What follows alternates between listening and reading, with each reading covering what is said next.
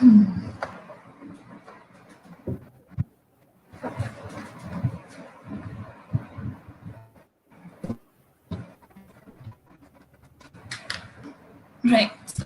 Good morning, everyone, and welcome to the second week of virtual session series of WIDS Noida.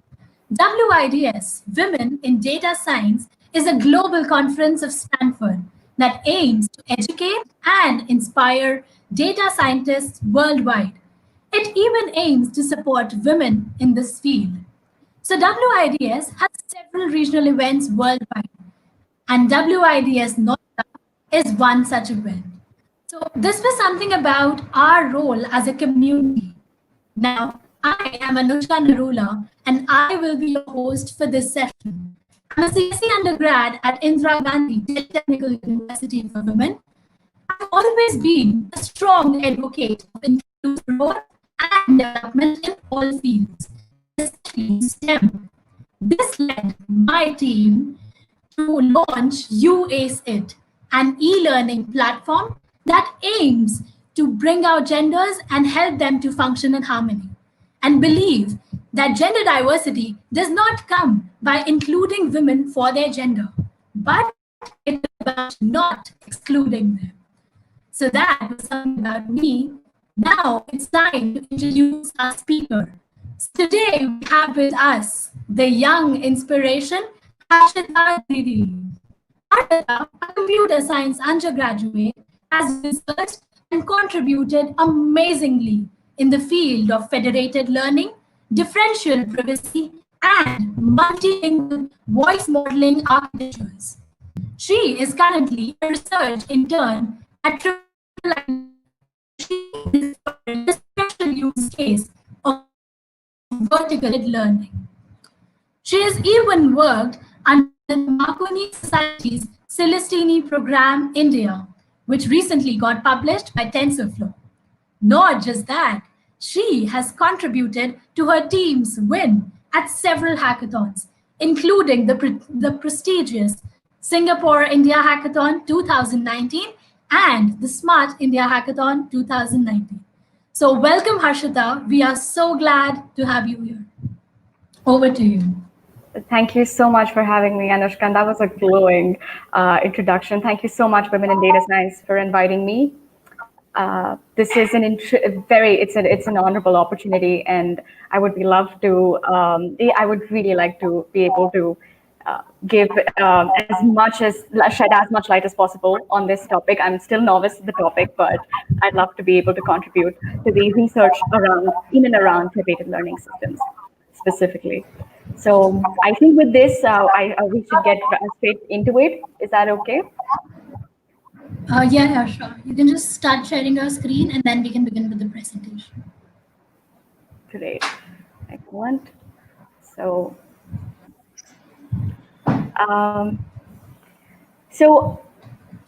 just a second. Okay. Yeah. Yeah, sorry. So, so the main idea behind this talk is to be able to give like a brief and a novice introduction into what federated learning is primarily, and then sort of talk about the sister paradigms and sort of like some of the other concepts existing in and around federated learning that may share some core conceptual principles with federated learning, but are not essentially the exact paradigm that has been defined in the federated learning literature.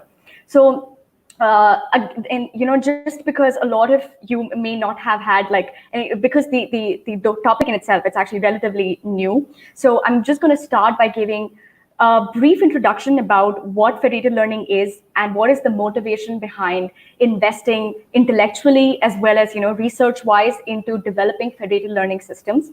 After which I'm going to a little more actually talk about what the traditional pipeline of federated learning systems are. So I'm just going to be defining what this server does, what the client does, how the entire pipeline works, how the iterations, how this is an iterative process. And then I'm going to try and move towards comparing these, the traditional FL pipeline with some of the new emerging pipelines in federated learning. So, as with any research, the research in federated has been quite iterative. So depending upon the communication efficiency of the the initially proposed paradigm, or the the intellectual, or you could say the model performance of systems that were built on traditional federated architectures. As people have wanted to improve that particular metric, there has been new kind of research in federated that has pushed federated not only into the domain of research around privacy preserving AI, but also in the domains of user centric or personalized AI, and more importantly into fields of machine learning where the traditional forms of machine learning cannot possibly be used due to the reasons that I will explain in the forthcoming slides.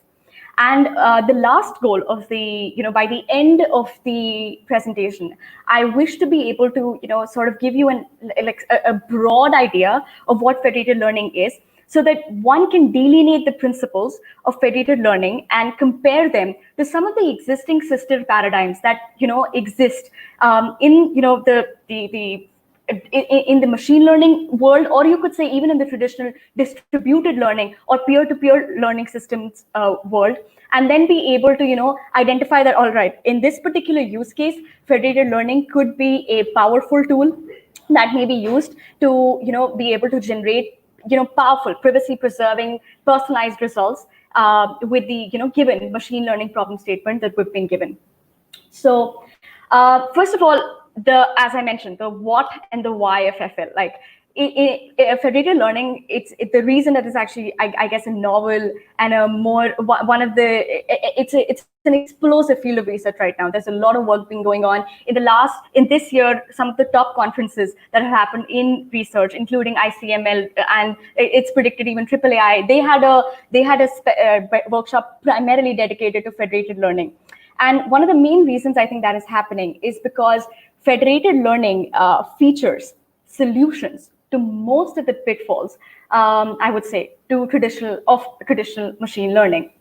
And this is exactly what these forthcoming slides are going to present. They're going to feature exactly what could be, the pitfall of a traditional machine learning system, which federated, sort of circumvents very smartly by its own general architecture. So the first thing is, that's why I'm going to start more with the motivation of why federated learning systems exist. So the first is that, when we talk about traditional deep learning systems, especially, I'll focus on deep learning systems here, and say that we usually like to have as diverse, as large, and as representative data as possible. Like, the first time you roll out a model, you would want it to be trained on as much data as possible, because you want it to have like this certain level of benchmark accuracy, right? You want it to have a benchmark performance that will be achieved only when you're able to train it on a representative, on a perhaps a very diverse data set, which has a very high variance, like feature variance. By feature variance, it means sample variance. Now, the problem in practical systems for such data collation is that, especially when you're looking at user data has privacy constraints that may not, by privacy constraint, I mean that user data has private information that, when analyzed at cloud servers, could not only lead to the generation of some results that could be, I won't necessarily say used against the user, but can be used to generate information or develop a general contour of what the user distribution is like, and also gauge about what the user specific, very specific user specific liking or user specific information, which in general will actually be quite can actually be quite disastrous if it's in the wrong kind of hands. When we talk about traditional machine learning systems or traditional AI services, a lot of them, they have this sort of their general pipeline works in such a manner that if you have an AI service deployed on your phone right now, major chances are that you're taking some data, you're creating some data on that particular AI service, and that data is being shared with the cloud service. That cloud service is doing computation for you, which means that the machine learning model that this AI service provides to you to augment the performance of enhance the performance of this application on your phone or your edge device, the machine learning model is actually hosted on that cloud platform. So your data goes to the cloud platform, it gets trained there, and the results are again relayed back to your edge device, which in most cases is like a smartphone or an IoT device, like your Google Home or like your Alexa Echo Dot.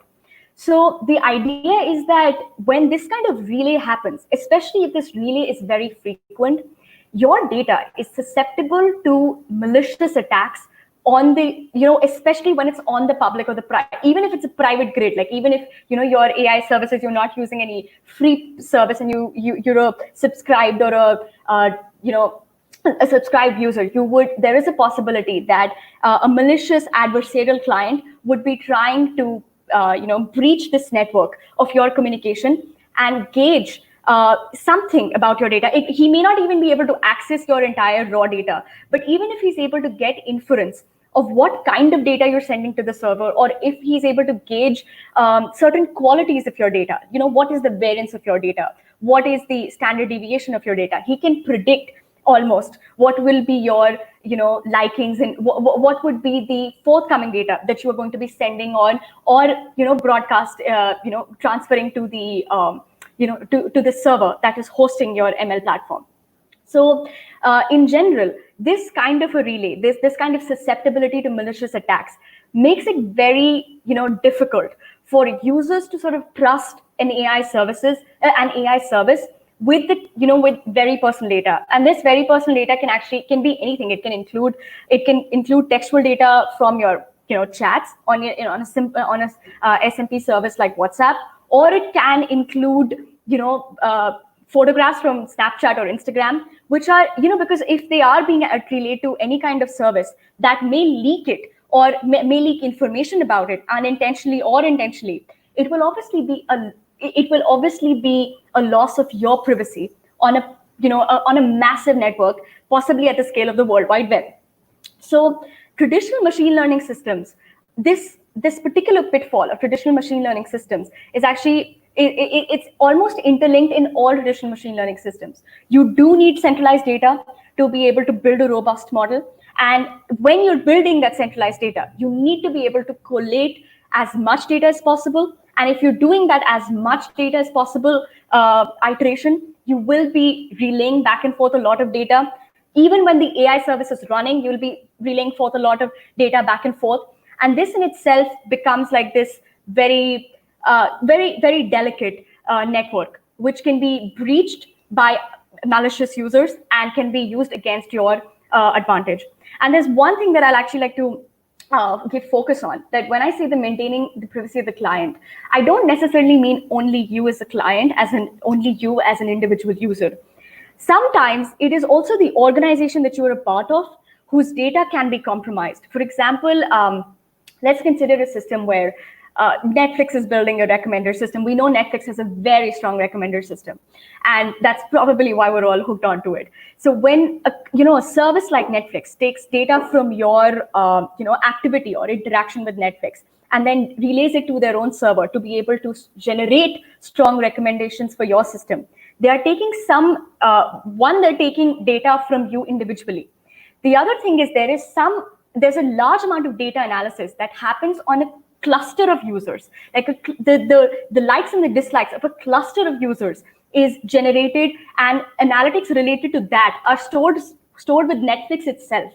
So even that loss of information, if Netflix was to say collaborate with a sister party and say that you get data corresponding to this particular type of this particular demographic, and I get data from maybe the youth demographic, maybe you're getting data more from the older age group of people. Right now, the biggest audience of Netflix is majorly in the teenager / the youth bracket. So perhaps if there was an AI another service which was built, which was streaming content that was exclusively for, let's say, professionals, even something like if LinkedIn had a live stream system, had a system for streaming content that was specific to, say, professionals, if they wanted to collaborate with such a service and build a stronger recommender system, another bottleneck would be that they would be afraid that their own data analytics could be accessed by a third party while they were collaborating with the sister party.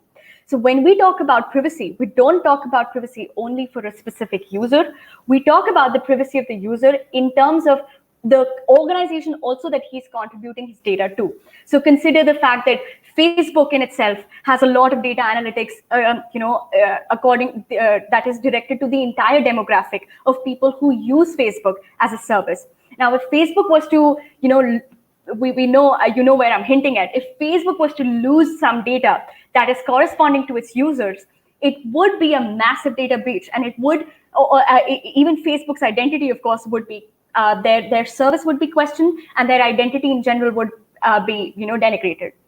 So when we talk about all of this, we understand that the federated learning setup, now this is where I formally introduce the federated learning pipeline, and I say that the federated learning setup here provides a very elegant solution to this, this conundrum that we have of the lack of centralized data and, the breach of private user identity, which can be anything. It could be your organization's identity, or it could be your identity as a user, as a single user of an AI service.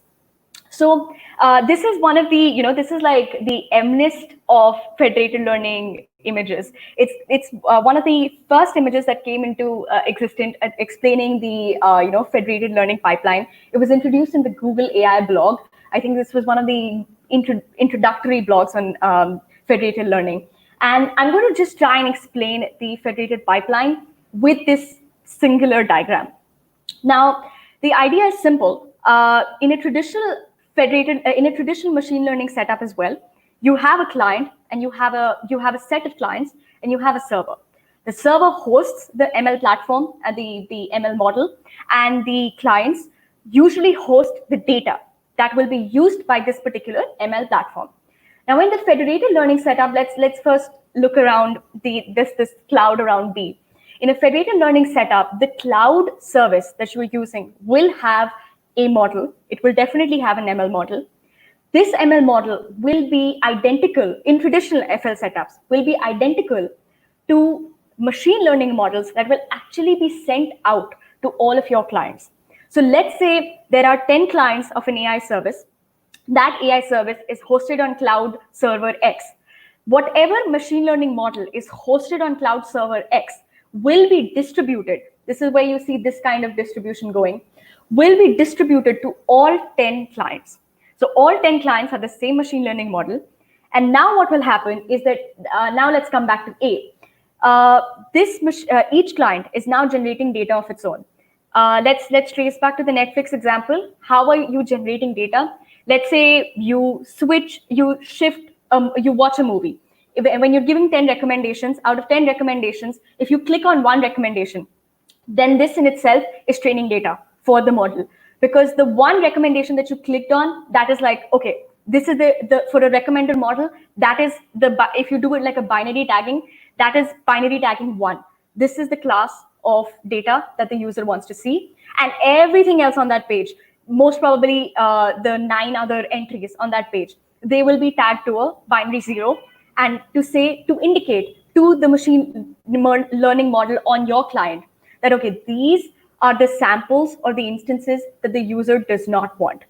And this is the way, like a user, every time you interact with the AI service, you are generating data for a federated learning application, because each one of your choice is mapped to some kind of result generation, some kind of label mapping for the federated service. And what it's going to attempt to do is it's going to try and attempt to collect at least about, so this number is variable. It could be 5 samples, 10 samples, 20 samples, even more than that, or even less than that. Some number of samples on its own device. So you're a client, you say use Netflix 5 times in a week. You generated some data corresponding to your interaction with Netflix.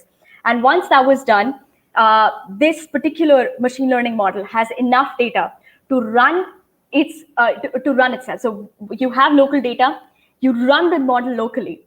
When you run the model locally, the interesting idea is that the output that is generated, that is not of as much use to us as is the learning that the model got from analyzing your choices on the client. So for example, if the model has learned that you like a particular class of a particular class of shows, that learning will be taken forward in the form of the weights of the model. And that those the weights of the models are the only thing that will ever be relayed onto a cloud service or a public or a private grid. Now, if you look at it, that's exactly what they're trying to signify. They're saying that there is a machine learning model, which is the blue circle, that is being trained on local model. That's why you see this iteration. And then some learning, the green square here indicates some learning, not the actual data, but some learning, which in this case is usually the weights, are transferred to you would say, a grid. And now notice B. What happens is that in federated learning, we make a major assumption, and we make a major, not assumption, we would say it's a principal coercion. We need to ensure that in no ways are the weights themselves, analyzable, in the sense that the weights themselves should not be able to give a lot of information about the data that was used to generate those weights. So in this case, when your model, when you as a single client are able to send the weights of your model, the same thing is done by, let's say, the other 9 clients on the network. They all send their weights in to an intermediate server, you would say, and that server aggregates your weights and averages them out. The reason this is done is there's a lot of interesting research in Federated that talks about how you could actually reverse engineer weights to be able to get an idea of what the data was like. It's, it links back to the same way when I said that data analytics, the result of data analytics can give you the main motivation behind data analytics is to give you an idea of what kind of data was used to, interact with the AI service. The same way here, the weights, if they're, in their raw form, if they're given to a third party, it is possible that if the third party is malicious, it may run some operations on those weights to gauge an understanding of what data was being used to generate those weights. So what we essentially try to do is, before we reach the cloud, even before it reaches the global model, we average out those weights so as to sort of nullify any personalized effects that were coming from each of the clients. And as soon as that aggregation happens, we average those weights. And then here, when you look at the global model, as I mentioned, the global model is identical in structure. So whatever model is hosted on the client, the same model is hosted on your cloud service. So this model comes to this cloud service. It is the weights of this global model, whatever weights it held before, are replaced by these averaged weights. So whatever the aggregated weights came from the clients, they're averaged and then they're replaced in the actual global model structure. Once that replacement is done, you can see here in C, the idea is that the global model's weights are redistributed to all of the clients again. And an important thing to note here is that in traditional federated learning setups, the machine learning model on every end, be it the client, be it the global model, since it was the same, you don't necessarily need to transfer the entire graph. Like, you don't necessarily need to again send the architecture, because there's no change in the machine learning model architecture. There's only change in the weights. So you only transfer the averaged and aggregated weights of the global model to the clients again.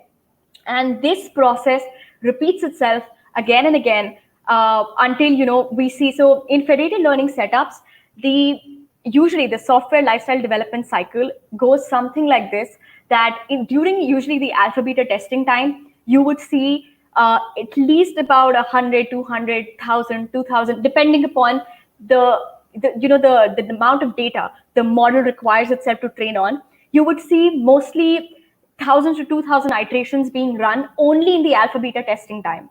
And only when you have reached a benchmark accuracy or a benchmark loss in either of the terms, you would push out the application to the actual clients, to the users whom would be actually interacting with the AI service, and whose data you would not want to look into.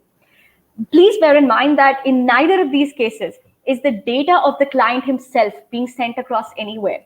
So this is an extremely important thing, because let's say you were using Instagram on one of your phone. Let's say you were using Instagram and you're posting images that you would not want to be shared anywhere, but you would still want an analysis of the face tagging AI operations. Very common nowadays. It's on almost all gallery and phone devices at least in the newer Android setups as well. You would see that even if you want to use an AI service, and even if you don't want your data to be shared with a cloud service, for you to be able to take advantage of that AI service, you could do that using a federated setup. And it is important to note that yes, federated in general has more.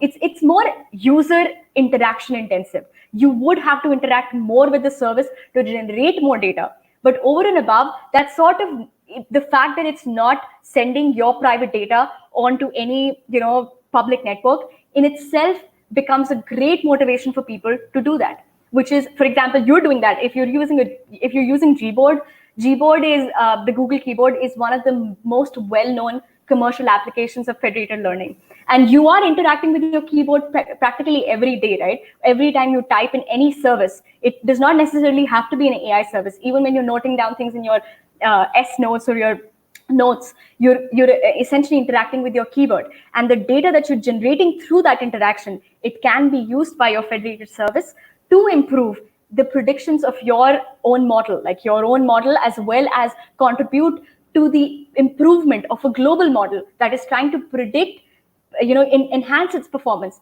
without encroaching upon your private data. So this is a handful, like understanding the entire setup of the federated iteration. It is quite a handful. So I'm just going to recap this little quickly, hoping that I was able to, do justice to explaining the pipeline. So as I mentioned, the first thing is that there are two parties. There's going to be a server, there's going to be a client. Note that the existence of a server is actually optional in several domains, in several subsidiary paradigms of federated learning, which I'm going to talk about later. But let's, for now, in the simple basic setup, there is a server, there are n number of clients. This number can vary. I'm going to discuss more about the number of clients in just a while. So server, client, both have the exact same machine learning model. The local data, the user who has the AI service, who has the machine learning model with himself, generates some amount of local data. This local data is used to train the model locally. There's no data that is transferred anywhere. The data that is used to train the local model, the weights corresponding to that local model, are transferred from the client to an intermediate body, an intermediate server, which will aggregate and average out those weights. There is no pre-processing, at least ideally, there is no pre-processing except perhaps a certain level of decryption that is carried out on this intermediate server. So there's no data analysis, there's no weights analysis that's done on the server. And once the weights have been aggregated, then aggregated and averaged, they will be sent out to the global model, which is the actual model that is hosted on your cloud platform. Once it gets there, that's where the global models, the model that you had before in its previous iteration, when all your clients had not given their own local data's learning to you, that particular model will be replaced. The weights of that model will be replaced by these new weights, and that again will be redistributed to all of the clients. So this way, you see two kinds of parallelism. The first is the global model is able to get an advantage of the learning of all of its clients without having to store any of the data that is coming to it, without having to be concerned with the fact that there is a constant relay of private and sensitive information over a network.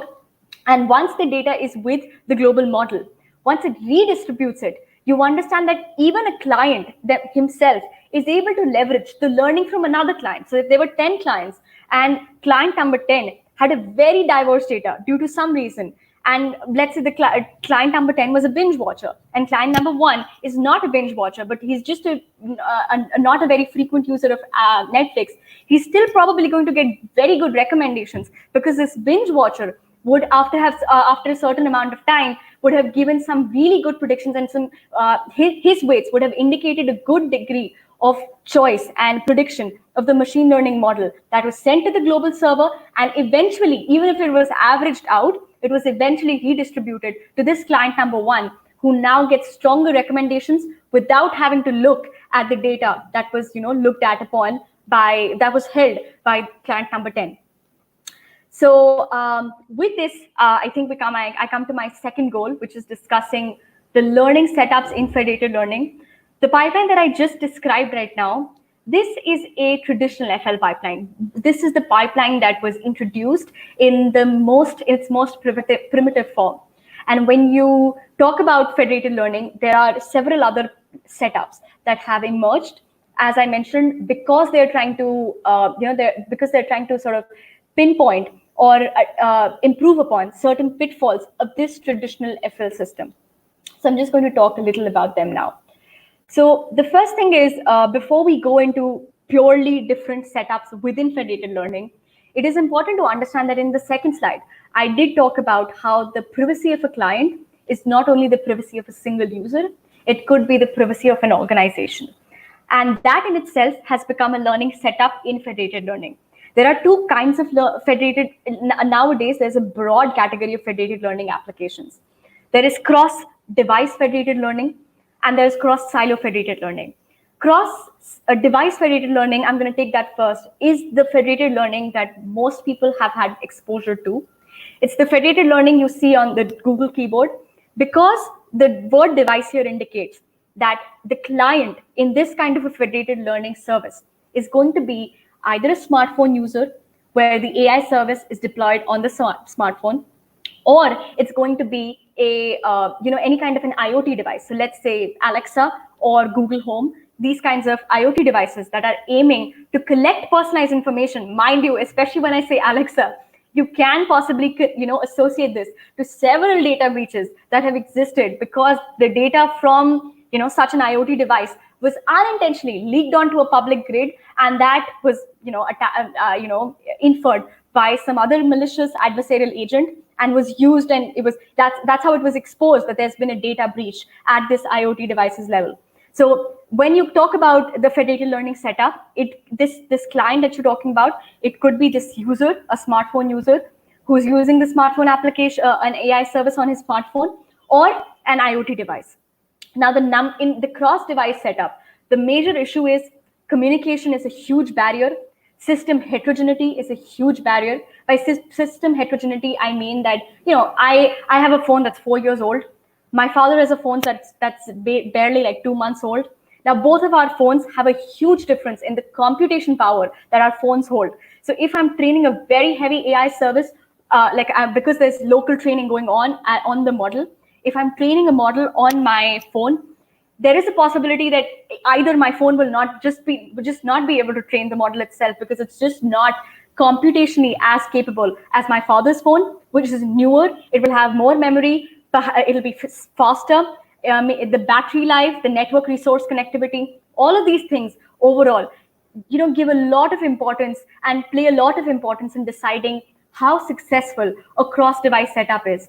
A very interesting number is that even if you have like 1 million of users in a federated learning setup of a cross-device federated learning setup, it is possible that at any instant you will not have more than 100 to 200. That's a number, 100 to 200 active clients. Because by active clients, I mean that not more than 100 to 200 people will be in the ideal condition to actually train the model and send you the updates, because of these heterogeneous factors that I just explained: system heterogeneity, network resource, battery life, things of that sort. Most of this work, most of this training, as well as this weights relaying, is done when your network device is idle. This is something that you would probably see. A service like WhatsApp, it usually does your backup at about 2 a.m. at night. And it mostly does that because the general assumption is that about 2 a.m. at night, your device would be idle. So there would not be a lot of background or foreground applications that will be taking network or for even computational resources on your phone, and doing the backup around that time will ensure maximum success. Like, it will ensure that the backup completely happens. There's no corruption. It doesn't stop in the middle or things like that. Now, the second setup, in contrast to cross-device FL, is the cross-silo FL. where the word silo here indicates an organization. So each client here is actually an organization which is representing a set of clients, and the organizations want to sort of collaborate to build a machine learning model with a shared incentive.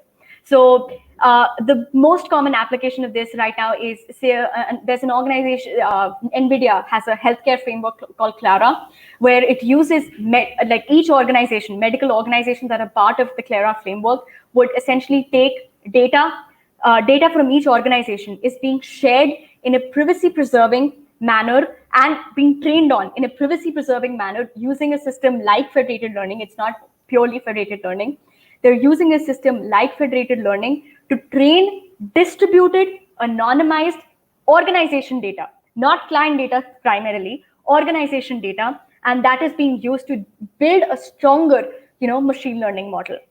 So here are the points of difference. I think I've already talked about it in cross-device FL, but in cross-silo FL, the number of clients is obviously much lower, because when you're talking about an organization, the organization will almost at all times have adequate network resources, have computational resources, have a lot of data. Even if it has a certain number of clients, an organization in a business will not stop producing data at any point, unless of course the organization itself stops. So the idea is that here the reliability factor in cross-silo FL is really, really high, and that is why cross-silo FL is also now a major, if you heard Anushka's introduction for my work, it is majorly in cross-silo FL, because the research in this domain is exponentially increasing, because we know that safety, the reliability, and the robustness of the model and the weights that are being sent from the organization is very high in case of cross-silo FL. The second system, another system, the traditional federated learning setup, is referred to now as horizontal federated learning. The concept is simple. This is exactly what I explained in the traditional FL pipeline. Data from different clients, but of the same model, like the identical model, is generated with each client. It is trained on a network. It's trained in the traditional federated learning setup, means the data is locally trained, weights are sent out to an averaging server, where they're aggregated, averaged, and then replaced at the global server, and then redistributed. So horizontal FL, for those senses, is basically the traditional FL system, and horizontal FL is the most common amongst cross-device systems. Because this is cross-device systems is because obviously you'll have a lot of clients, so you'll have a lot of new data samples to train your machine learning model on. An interesting idea, however, here is that if you're looking at organizations, it is quite possible that you don't want to have identical models at the organization end. Like, you don't want to have the same, let's say Netflix was, as I mentioned, Netflix was collaborating with a hypothetical LinkedIn live streaming or sort of episode streaming service. Now that service will probably be using much different features. LinkedIn may be using features from your profile, your professional profile, to improve the recommendations that it gives to you when it gives you recommendations of professional podcasts or episodes that you want to watch. Netflix, on the other hand, will not have access to that information. So they may have a different kind of machine learning model. So the next setup, also referred to as vertical federated learning, aims to connect this kind of a system. Here, there is an overlap of the user. So let's say I'm a user of both LinkedIn and Netflix. LinkedIn has I have different data corresponding to the to my LinkedIn profile, and I have different Netflix has different data corresponding to my Netflix profile. Now, if both Netflix and LinkedIn's hypothetical streaming service want to collaborate to build a stronger recommender system, they would most probably first identify me as a common user, and then collate my data in a privacy-preserving manner and train a global model on this collated data. So vertical federated learning, if you look at this system, is somewhere similar to that. The first step in vertical federated learning is that you align a set of common users. So like if you have two users of a service, you will, this is most common, prevalent in cross-silo FL, by the way. So you will see who are the common clients of both silos, of both the organizations. once you have that common, the number of, this is done in a privacy preserving manner. So once you have the set of common users, you would have a homogeneous feature vector that will be corresponding to the data of the user in silo 1 and the data of the user in silo 2. So it's like data of silo 1 plus data of silo 2. It gives you a full data corresponding to that user. And then you collectively, like once you have that common data, you train the machine learning model to give you like a final prediction of the whatever was the common incentive. So in this case, the common incentive for both LinkedIn's hypothetical service and Netflix is to be able to build a stronger recommender system. That's the common incentive. So whatever results you generate, they will be corresponding to that common incentive, and both LinkedIn and Netflix can leverage that information to give you smarter or better recommendations. And there's one point to be noted here, that this is a fairly novel system. Like vertical federated learning right now has very few papers where you can actually do this kind of computation, because this is very heavily computationally expensive.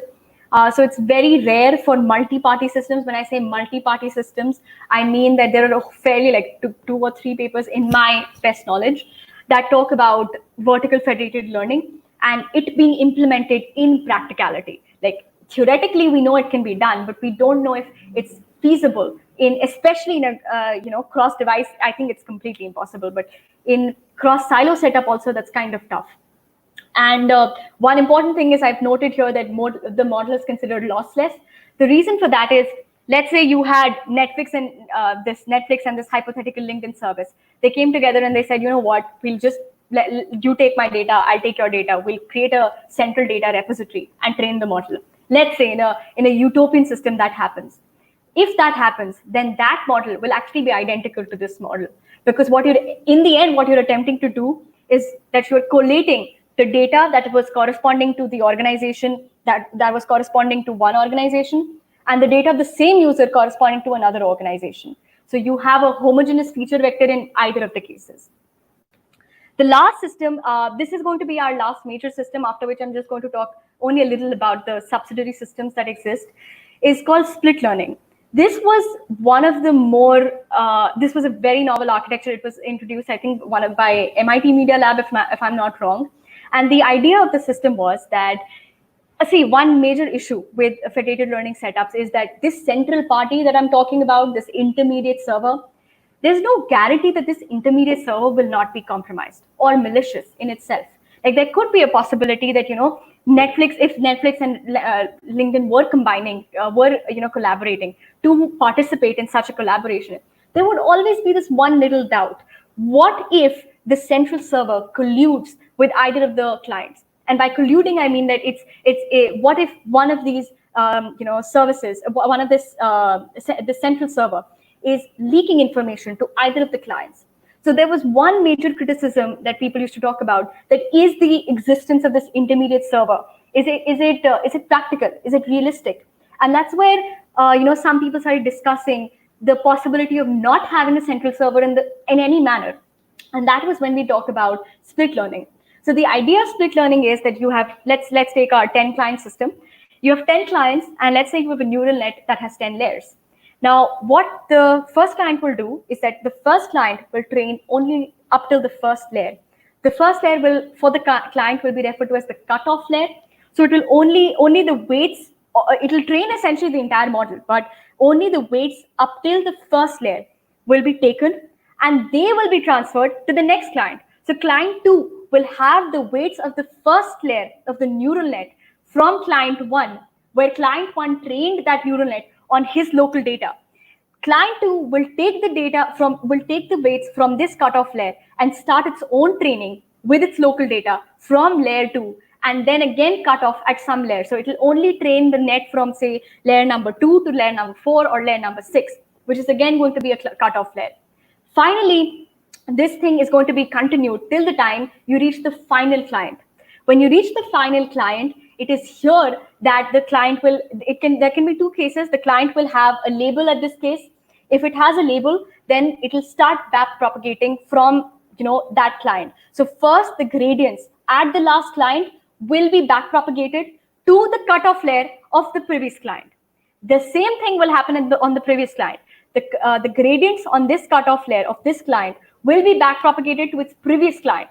So this way, an entire this entire iteration of gradient optimization would happen on the entire set of clients. As you can imagine, this is a very communication intensive system, because as soon as this is directly proportional to the number of clients. As the number of your clients increase, the communication inefficiency increases exponentially, because you're transferring weights from one client to another client up till the last client, and then you're again back propagating. So the main system here, the main point here to note in split learning is that this is referred to as an inference-centric training. Like when you just want to derive an inference and you don't necessarily want to train your model very well, but you want to derive an inference on a distributed, anonymized, decentralized would be the word to note here, decentralized system, then split learning would probably be a good option. And there's a lot of research in split learning also being, also trying to make it more communication efficient. The last system that I'm going to be talking about, there are other, subsidiary paradigms that talk about federated, and there are people who, including me, there are concepts about these topics that sort of confuse an individual as to where exactly does federated learning setup lie. So, for example, there's a system called federated transfer learning. This has been done in order to, cater to the problem that when you talk about vertical federated learning setups, when I discussed that with you, I mentioned that it was being run on common clients.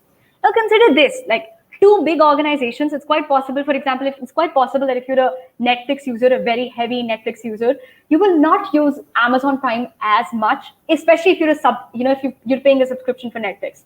So the idea is that sometimes the number of common clients between two big organizations, collaborating organizations, may not be very large, because these are at the end of the day, they both have a shared incentive, right? So if they have this shared incentive, they most probably are giving you a similar service. So there's competition between those organizations. So in that case, a system like federated transfer learning setup exists.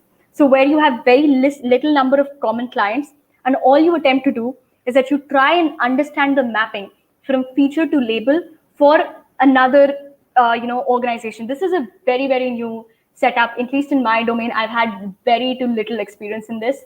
So I'm actually not going to encourage taking a lot of my word on this particular domain's research. There are fairly about 7-8 papers I think I've seen on this. And the idea is simple, that if there are two silos, and if there's a client who is not common also to both of the silos, then on the basis of the common, if you see a Venn diagram, on the basis of the intersection clients, we try and understand what will be the behavior of this client with respect to both silos. So that's a part of federated transfer learning. Then a lot of people tend to discuss peer-to-peer learning systems when they talk about federated learning. So the main difference between peer-to-peer learning systems and federated learning setups, traditional federated learning setups, is that there's no central there's no central server. In the case of most peer-to-peer learning systems, that has the decision-making authority, at least. Like there could be a central server that is going to do routine checks on all of your nodes. That's going to check if any of the nodes reports an inability to give you some result, that node could possibly be used for debugging. But in general, there's no central decision-making authority in peer-to-peer learning systems, and federated learning tends to have a central authority. And last is a distributed system. Distributed systems tend to have a central orchestration, but the only thing is, it's kind of like a master-slave architecture in the case of distributed systems. The central authority, the central decision-making authority is most likely always the central server. The central server, the master that distributes the data to its client, that's the particular, that's the entity that makes the final decision. The other nodes, in like Hadoop language, you would say the other zookeepers are only clustered to do the computation in a distributed format. In federated learning, that's not necessarily the case. Your client, because it has a local model, it has a certain level of decision-making capacity, which you can use, which you can use to say that federated learning setups are not purely distributed systems, because there is a level of decision-making power with the local client as well. So I think with that, I'm pretty much, this is the end of my slide, my presentation. And if there are any questions, I'd be happy to take them. And if you ever want to reach out to me again, you can reach out to me at Harshita at LinkedIn, and or Twitter is Easter_edit. So thanks again, Women in Data Science, for having me. And I think we can start with any questions now. Okay, so thank you, Harshita, for the amazing presentation. It was really good to listen about it.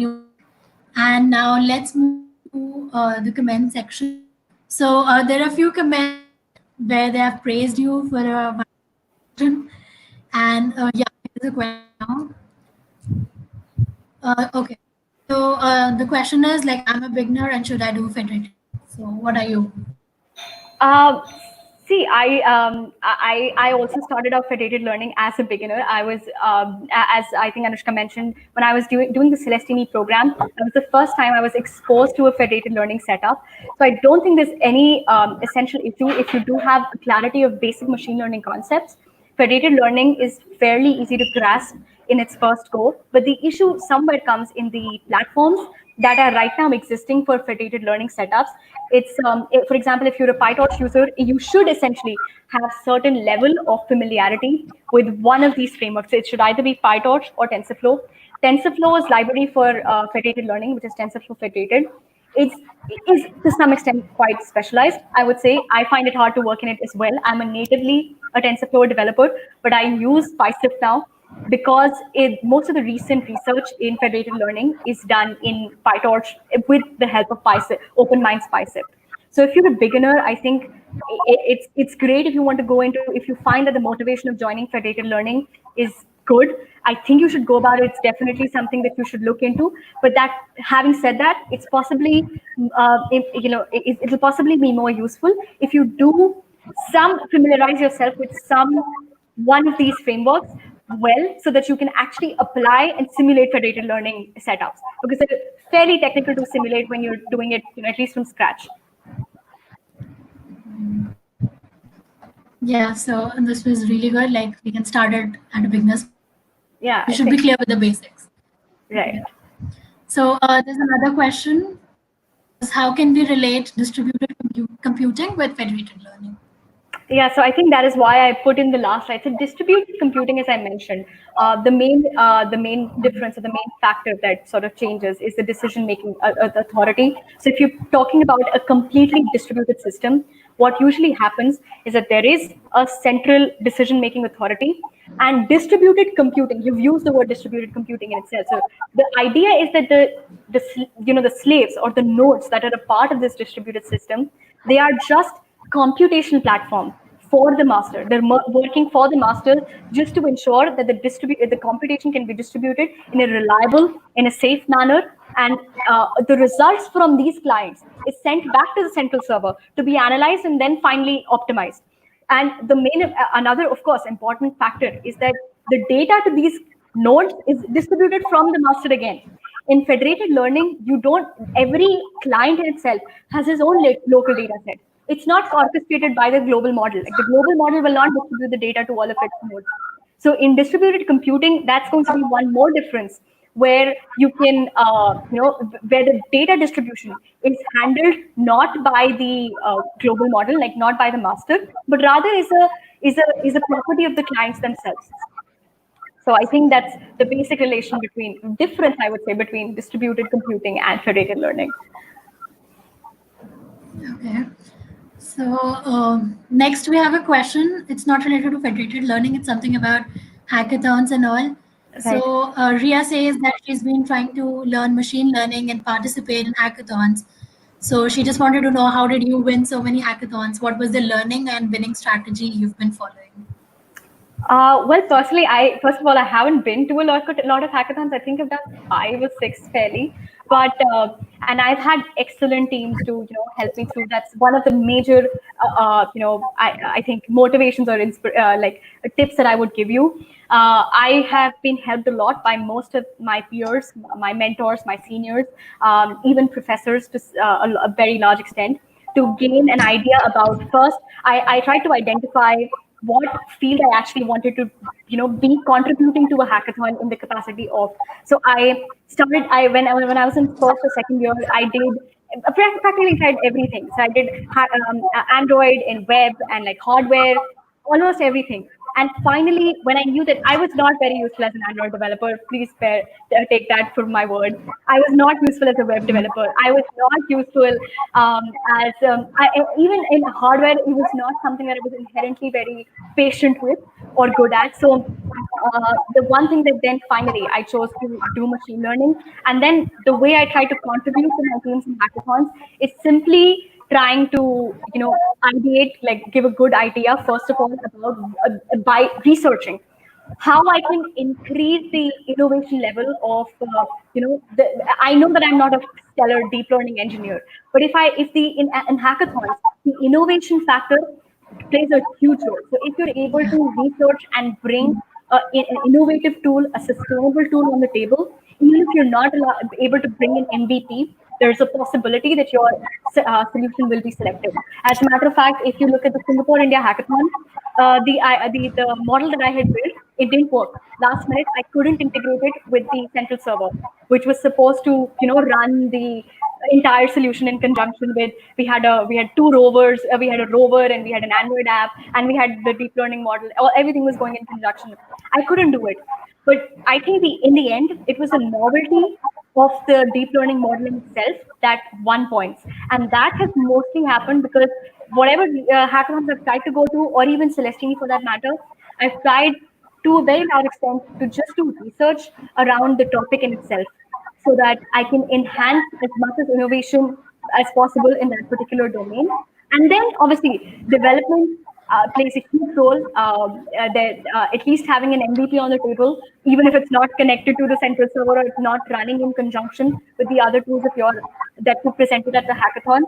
They're, I mean, having that MVP is important. So I've tried to do a lot of projects, independent small projects. Anushka mentioned multilingual voice modeling. That's one of my I won't say a major project, but a minor project that I did only to be able to understand audio data, because I pretty much work with every other kind of data: text data, image data, video data, etc. I've just never worked with audio data, so I just did a project in that to be able to gauge solutions that could be innovative and sustainable in audio, say something like that.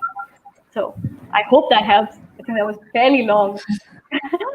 Yeah, sure. And okay, moving to the next comment. So there, several people have said about the fact that they have learned several new things today. So thank you for that. And yeah, there's another question now. So that is, if I do not have adequate infrastructure, say we access GPU online, is this federated learning or just a distributed computing approach? Definitely distributed computing, because accessing a GPU online would essentially imply that you are doing the optimization, the gradient optimization, or the computation on that online service. In federated learning, that would not be the case, at least in the traditional federated learning setup.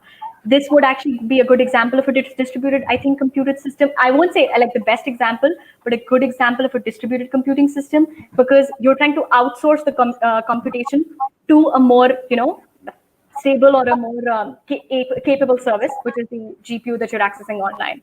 So yeah, no, this will not be federated learning, in my understanding. Right. Sure. So that's all right. Okay. Then there's another question on. Do you feel there are any threats to federated learning? If yes, then how can we contribute to reduce that? Okay, so yeah, that's an excellent question. And to be very honest, there are a lot of threats to federated learning, most of which that are centered around the fact that, as I mentioned, there's system even if there's a very interesting paper in federated learning that talks about when I talked about the weights being reverse engineered to get an estimate of what the data was like. That is actually fairly easy to do. You'll be surprised. And see, the problem is that when we talk about encryption techniques that are being used to transfer even the weights, each encryption technique that you use is increasing the size of your data. Right. So, for example, if you were sending weights that were of size k, as soon as you encrypt them, the size becomes two into k plus one, right, in terms of bytes. So that's a massive, communication overhead. So when you're communicating over federated in a federated learning setup, this is one of the biggest threats to federated learning. Like you will not be able to, communicate the entire learning of the setup in a privacy preserving manner without compromising on either, the communication efficiency, if your model, if your weights are being encrypted in a very secure manner, it will take a lot of communication bandwidth. If not, then most probably your privacy, your encryption technique is not being able to mask all of the information. So whatever intermediate server we are using, that could maliciously, not even by intent, if it leaked those weights in some or the other format, they could obviously be used by adversarial, or there's a term in federated learning called honest but adversarial, curious but adversarial clients. So those clients would essentially be clients who have only participated in federated learning to get, to get some access to this input-output pipeline, where they're able to send their weights in and receive some weights. And another threat to, of course, through this input-output pipeline is having adversarial clients themselves. So what if I'm a client who wants to, if you try and create an analogy with the Byzantine fault tolerance, which is very common in distributed ledger systems. If I'm a Byzantine client, what if I give poison data myself to the client and that ends up poisoning my global model? Because when I'm sending poison data again and again, and there's no check, as I mentioned, there's no check on the intermediate server. You're not trying to do any kind of data analysis. You don't know that the poison data is coming from me. I'm identical with every other client on the network. I might just end up completely either biasing the global model, or I might just end up completely destroying the model by sending completely random inputs and outputs. I just give an input data to my model, and it generates some random output, but the weights are being sent. So in those kinds of circumstances, there are, when you think how you can contribute to it, there's a lot of research in discussing robustness in FL, how to generate systems that are robust, how to generate systems that are not susceptible to bias, how to generate systems that can identify this kind of Byzantine client behavior, even if it's unintentional. Like sometimes, I'll give you a quick example. Let's say I am using Instagram, but my camera, for some reason, the camera that I use to click photographs of myself is broken or not functioning in a particular fashion. Most probably the data, the image that you would get from my phone will not be good, will not be as good as the data that you get from other clients. And this could, to some extent, contribute to I won't say disruption, but at least the distortion of the right kind of weights that are required by the global model.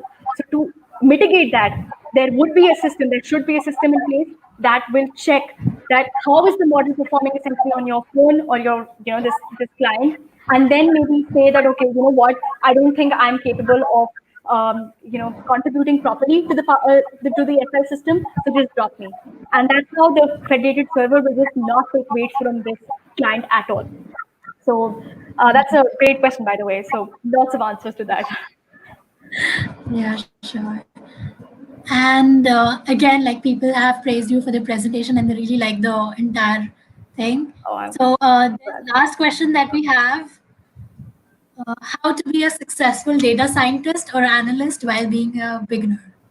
Well, I won't say I'm a very successful data scientist or analyst as yet. So my understanding as a beginner has just been, as I mentioned, trying to go through as much content and as much, as many projects as you can. As a matter of fact, one of my internship interviews, I was asked, how did you learn deep learning or machine learning? And I said, I hadn't taken a formal course in deep learning, I think, until April. When the pandemic hit, we sort of had access to Coursera and everything much at a much greater ferocity. So I was able to then do formal courses. But before that, it was majorly just doing projects. I learned a lot while I was learning research papers and trying to build them myself around Celestini. So that was a huge learning experience. So essentially, when you do take up a project, if you are interested, my suggestion would be that if you're interested in a particular field in data science, if you pick up that field and you read the first 10 research papers, you will get a fair idea of what the requirement of that field is, or what are the skills that that field essentially is requiring at the current moment.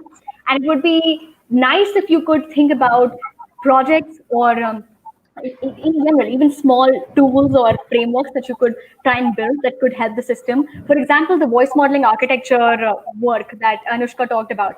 When I was not sure of how I will go about, if I will even like participating in a project that is based on voice modeling, I actually went on to the TensorFlow datasets repository, and I tried to contribute to their audio feature enhancement. Like I made a pull request for an audio feature enhancement. I coded the audio feature enhancement for audio datasets in TFDS so that you can preview and get a general estimate of what audio samples are in your dataset without loading the entire dataset. So that gave me a very good estimate of what would be the kind of features I would be interacting with when I have audio data, or what was the requirement of audio data analysis at that point, because a lot of features, a lot of functions that you will use will be dependent upon the data that you are using, if you can even glean those features from that data.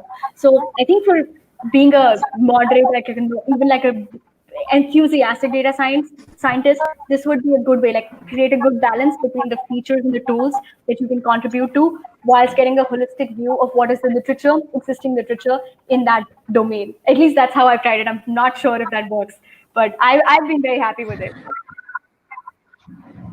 But yeah, even I agree, like working on different projects and new things. So you learn a lot of new stuff, and that is how you gain interest and you start working in that field.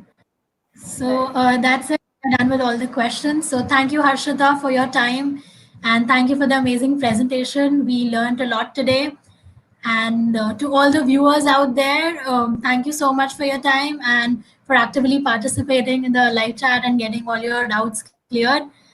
So we have another event scheduled today at 4 p.m., which is mathematics AI. So if you want to attend that, so we'd love to have you over there. And thank you, Harshita, and thank you, everyone.